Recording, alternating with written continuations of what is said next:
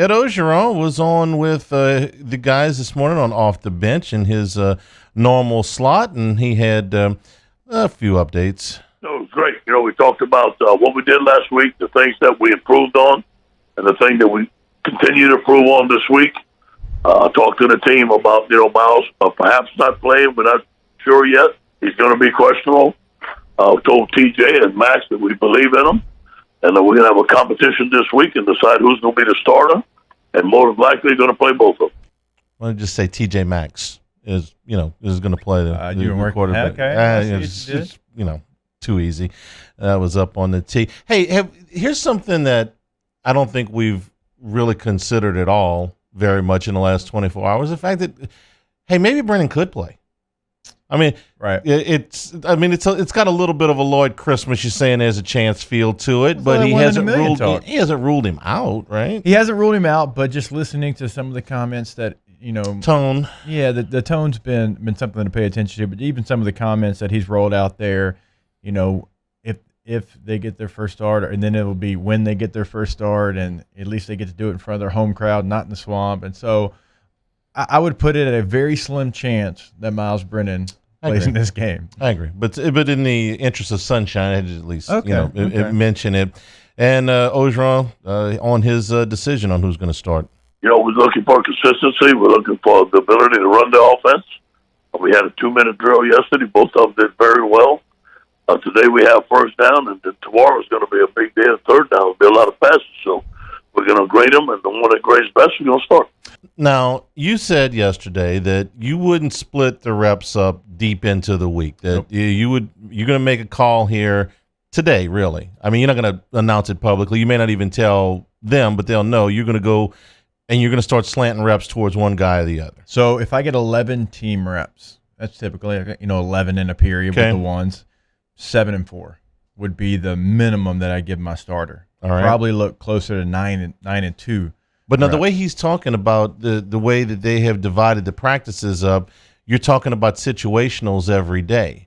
So you really kind of had to make if you're still splitting reps into situationals, don't you have to give them reps in every situational? Yeah, well, yesterday was situational. Today is full pads. We're going to get after it. 9 on 7, inside run. You're going to have all of those team periods where it matters. Not that the other stuff doesn't matter, but the other stuff is more of an individual. Let's see if we can get better in this group setting. This is more team stuff. And so you would hope that whoever the starter, whoever's leading right now would get the most reps, and they'd have the ability to try to get as many reps with the first team as they possibly could. Now, it benefits no one on LSU side for Ed to come out and say, yep, this is our starter.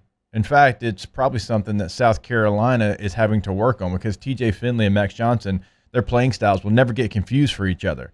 So Will Muschamp and South Carolina are having to spend – now they probably got an idea of who they think is going to start, but they still have to spend time on different offenses because I do think if Max Johnson is the guy, then it will look different. Now, TJ Finley is more in the mold of what LSU wants to do, pushing the ball down the field, and the most like Myles Brennan would probably be because Myles is limited running the football as well, right?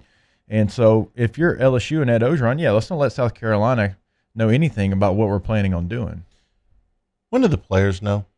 And not when the coach stands in front of a team meeting and said this is who's starting, but when in the practices do they know? Do they start to see what you're talking about, which is a division of the reps where some guy starts to emerge, even if it's by a narrow margin? When do they know? Probably about 3:00 today. Okay, I thought you might have said yesterday. No, they probably got it, but at 3:00 today, I think that's when they still meet, whatever time that might be. They're going to be in the meetings, and the position coach is going to say, hey, now we got Max in here, or hey, we got TJ in here this week, and not even really mean to do it, but he's had those conversations with the coaches. You got to step your game up. We got that freshman Max in there, and he's trying to lightly let his guys know this is probably who's going to be the guy, so just get ready, prepare for it, because they know as well that both those quarterbacks are different. All right, it's different catching a pass from a left-handed quarterback than a right-handed quarterback. Jamarcus used to try to break your hands on a flat route, right, where Flynn would put a little bit more air on it. So everybody is a little bit different, and you kind of want to know what you have to prepare for. These are the differences. Orgeron, first on Finley. Yeah, TJ, TJ's tall. I mean, TJ is 6'6". He lost some weight. He's in good shape. He's worked very hard. to learn the offense. They both know the offense very well. We charted drop balls in camp. TJ's balls were the least dropped by the receivers because he's so tall. He has a great back shoulder route. He has a great cannon. And on Max Johnson. Max Johnson is very elusive, great runner, dual threat quarterback, can also throw the ball. He's a lefty. I think both of these guys end up being NFL quarterbacks. So you kind of heard him say that TJ has a more catchable ball. See, that's the things that I'm talking about because that's a real thing. I've played with quarterbacks that didn't have a catchable ball. They tried to throw it too hard, or they put it in different spots where other guys, Peyton Manning it was ugly a lot of times. It wasn't the tightest spiral, but he knew exactly where he was putting it. Well, Brock Osweiler had to learn that. Brock tried to throw a two-seam fastball in every pass, and he had to learn, this is something I can't do because it's not a catchable ball, because there's situations where you can't throw the heater. You've got to take a little bit off. If you're running an angle route and the quarterback tries to throw a two-seam fastball, it's very difficult to catch because you're breaking one way, you're trying to sell the flat, and then you're breaking across the field, and you're trying to find the quarterback because it's dirty in there, right? And if quarterback gives you a heater, that becomes a very difficult ball to catch. And so those are small little things that if you have a catchable ball and you know exactly how to place it and what speed to place it at, that's very important. Danny Etling versus Brandon Harris, for instance. Yes. Harris had the stronger arm by far, but the touch was not there. He did not throw, especially like you're talking about these flat routes. He threw those balls with way too much steam on them. It was a problem for him throughout his career. The bigger arm quarterbacks have to learn that, I can maybe make every throw, but it's not smart to try to make every throw with my arm and show it off every single time. Jamarcus learned that.